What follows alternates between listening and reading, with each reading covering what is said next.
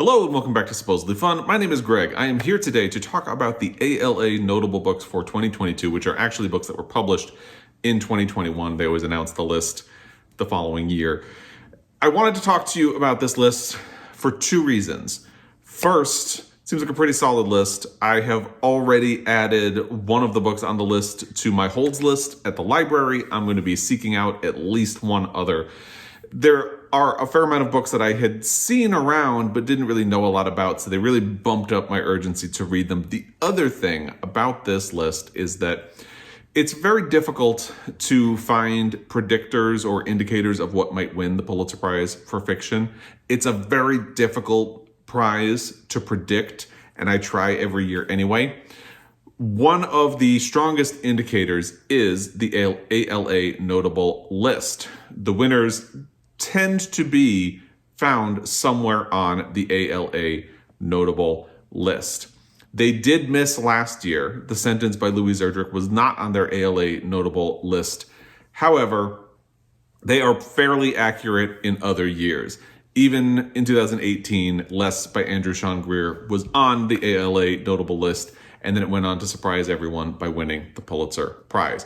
So there's a likelihood that the winner of the Pulitzer Prize later this year will be among these books. And because I always try to predict the Pulitzer Prize, and I'm doing my Pulitzer Prize project where I try to read every book that wins the Pulitzer Prize for fiction, I wanted to make sure I took a close look at this list.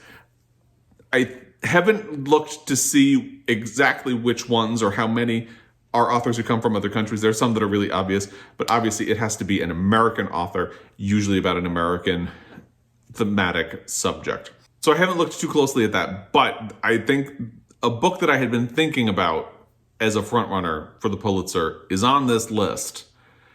So we'll get to that.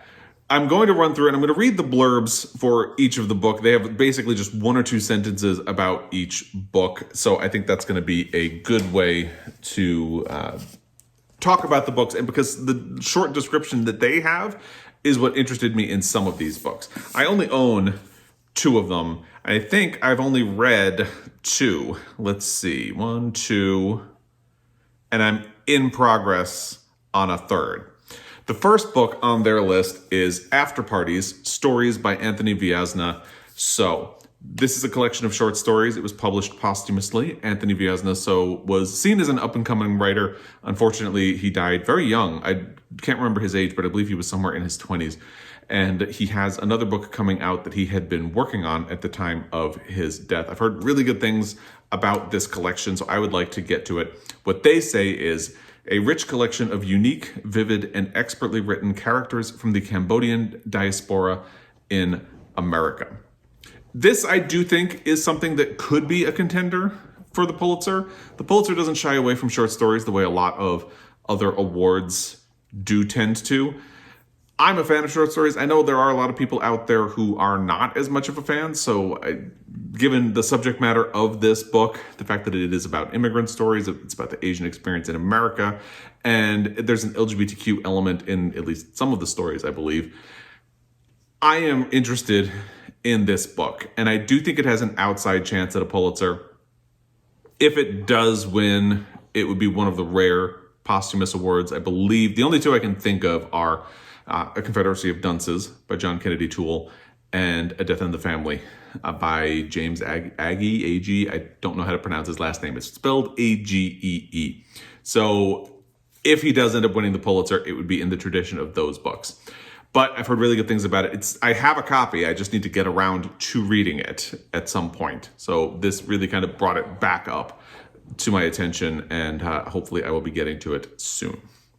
The next book on the list is Cloud Cuckoo Land by Anthony Doerr. I don't think I need to tell you a whole lot about that book. You probably have heard a lot about it already. It was on the shortlist for the National Book Award, I believe. It's a bestseller. It's the follow-up to Anthony Doerr's Pulitzer Prize winning novel, All the Light We Cannot See. Given that he won a Pulitzer for his last book, I don't think Cloud Cuckoo Land is much of a Pulitzer contender, but we'll see. Colson Whitehead did it recently. He won it back-to-back Pulitzers for his, not back-to-back in terms of years, but back-to-back in terms of his publishing books.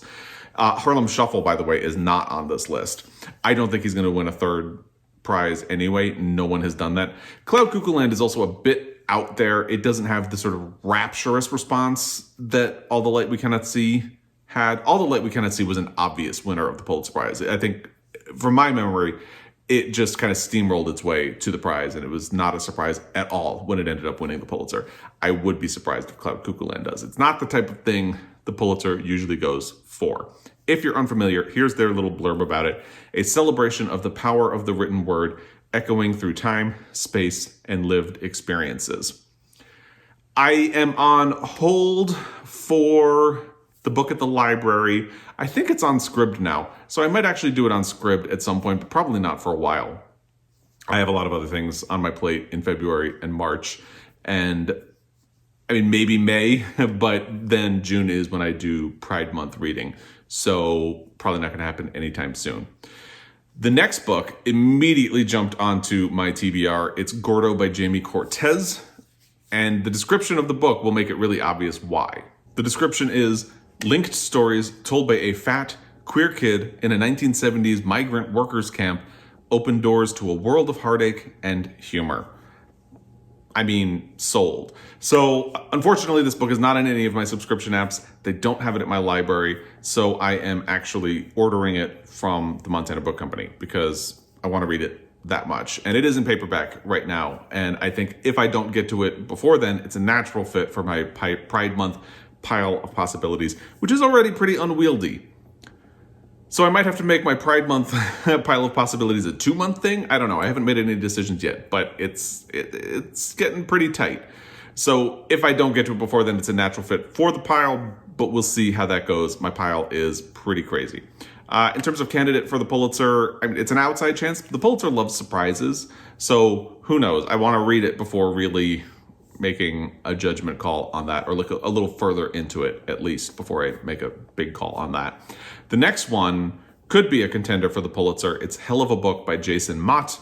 This was the winner of the National Book Award for fiction for this year. I'll put a link to my reaction video for that in the description box down below if you'd like to check that out.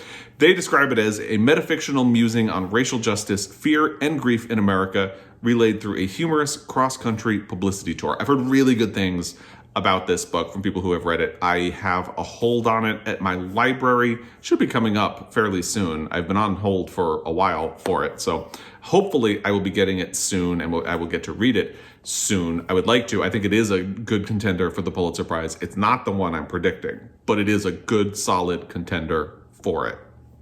And we'll see how that goes. I'll have a full prediction video for the Pulitzer Prize next month, in March, by the way, because they usually announce the Pulitzer in April. They've delayed it the last 2 years. I don't know if they will again, but I'm going to be formalizing my list of predictions next month. This is me getting started on the process. A book that will definitely not be in contention for the Pulitzer Prize is Klara and the Sun by Kazuo Ishiguro. I don't say that because this was a disappointment for me. I included it in my worst reads of last year. It's not actually a bad book. I categorized it as my most disappointing read because I really had high expectations for this book. But that's not why I don't think it will win the Pulitzer. It won't win the Pulitzer because Kazuo Ishiguro lives in the UK. He was born in Japan and immigrated to the UK, so he is not an American citizen, therefore he is not eligible for the Pulitzer Prize. And that is why it is not a contender for that. They describe it as the lives of a family in the near future are examined through the eyes of an artificial friend. A lot of people have liked this book. Like I said, I was disappointed. I would rather you read Never Let Me Go instead. That was a great book by Kazuo Ishiguro, but there you go. The next book was one I have never heard of. It's called Painting Time by Maylis de Kerangal. In this captivating, heady, warm translation, a decorative artist in Brussels develops her creative identity through trompe-l'oeil. I don't know that jumps out at me enough to make me want to seek it out. It's definitely not going to be a contender for the Pulitzer Prize because it says right there that it is a work in translation, which means that the author is not American. So not a contender for that. Sounds interesting based on that tiny little description, but I don't think it's one I'm going to be seeking out. If you have read it and would like to change my mind, please show your work in the comment section down below and let me know what you think about it, because this honestly was the first time I heard about it, and that little tiny blurb and the cover that I pulled to put here is all I know about this book. So feel free to educate me in the comment section down below if you would like to, but I'm focusing on some other books that are on this list at the moment. The next one is The Five Wounds by Kirstin, Valdez, Quade. This book only existed as a cover to me before. You know that thing where sometimes you see a book and you think, that's a really cool cover, and then you don't pick the book up and see what it's about? That's me with this book. I have seen it multiple times in a store and just never picked it up. I've seen photos of it online and just never clicked through to see what it's about. So this blurb is the first that I knew about its plot. 5 generations of a New Mexico family grapple with many questions, including what is redemption? And that actually sounds really interesting. So I am going to look a little more closely into this book. I have not checked to see if my library has a copy. I'm assuming they will, because I've seen this book everywhere, or it seems like everywhere, at least. Contender for the Pulitzer, I would want to look into it a little more closely and maybe read it first before deciding on that. But I mean, it's possible. We'll see. The next one is the big one that I think is probably the front runner to win the Pulitzer Prize this year. I'm going to think about it a little more before I do my official predictions video, but it's The Love Songs of W.E.B. Du Bois by Honorée, Fanonne, Jeffers. I am listening to this on audio right now, and I'm not very far into it yet, but I'm really loving it. It's a big brick of a book. The audio is just under 30 hours, but it's great. They describe it as the recovered history of one woman's family, which exposes a legacy of stolen land, abuse, and personal ties in the American South. Now, the Pulitzer Prize goes to an American author. Honorée Fanonne Jeffers definitely fits that category. The sun is just starting to do a weird reflection on my head. Ignore it. But the Pulitzer Prize's other mission statement is that it preferably deals with American life, some kind of American subject matter. The Love Songs of W.E.B. Du Bois definitely fits that bill. Probably more than any of the other books I've talked about as contenders. It's pretty specifically grappling with an American story. Honorée Fanonne Jeffers describes it as a kitchen table epic. And I just love that. I've heard a couple of interviews with her at this point, and I love her. I would love for her to win a Pulitzer Prize. So maybe there's a little bit of wishful thinking, but I think that's a solid contender for the Pulitzer Prize. I am just looking at this list and realize I accidentally skipped a book. So I'm going to double back for a second and talk about Matrix by Lauren Groff, which I read in January and have absolutely loved. It is the transportive story of a woman cast out by medieval society claiming leadership inside the walls of a convent. That's what they say. I say it's the story of a lesbian girl boss nun and about how women and their role in history can be erased over time. I absolutely love it. I would definitely recommend checking it out. I'm going to try to move a little bit over here to avoid this glare that is coming through. Lauren Groff, I believe, is American, but the character is French living in the UK back in the 1200s. So it doesn't have that angle that Love Songs of W.E.B. Du Bois have, where it's dealing with American life, and America didn't even exist when this book is set. So it doesn't have that angle. Pulitzer boards have allowed a jury to sway them into choosing books that don't deal with American life that specifically, so it's possible. But it's a hurdle, and Love Songs of W.E.B. Du Bois definitely fits the mission statement a little bit better. So that's still where my inclination is going. There are 2 more. The next one is The Wrong End of the Telescope by Rabih, Alameddine. I hope I pronounced that correctly. I meant to look it up before I started filming and I didn't. I apologize. They describe it as daily life and mortality in a refugee camp in Lesbos prompts a trans woman physician to revisit memories of her childhood in Lebanon. Now, I had actually heard about this book before because it popped up somewhere else, and I'm blanking on where. But it sounded interesting, and then I didn't seek it out. What that description did that immediately made me put a hold on it at my library is that it mentions that the main character is a trans woman physician. No other description of the books or that book that I have seen mentions that. And is it shallow that knowing that there's an LGBTQ element to the book is what made me say, oh yeah, I definitely want to read it? Maybe. I'll let you decide. But that definitely did it. I am on the hold list at my library. The hold list is really short, so I'll probably be getting it soon.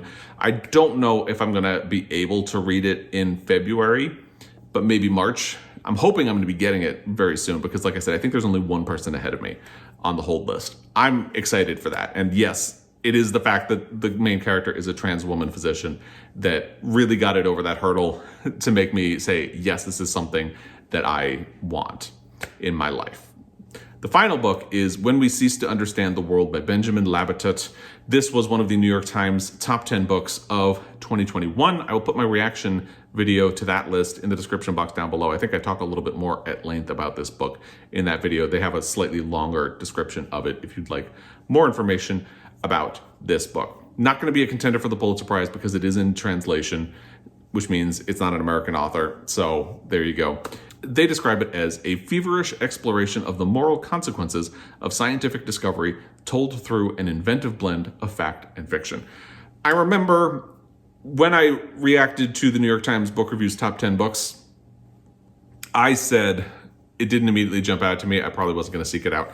There was a lot of good feedback on it in the comments on that video, and I've heard good things about it since then. So I might get to this book at some point. It's actually in the Book 2 Prize right now in the translated fiction category.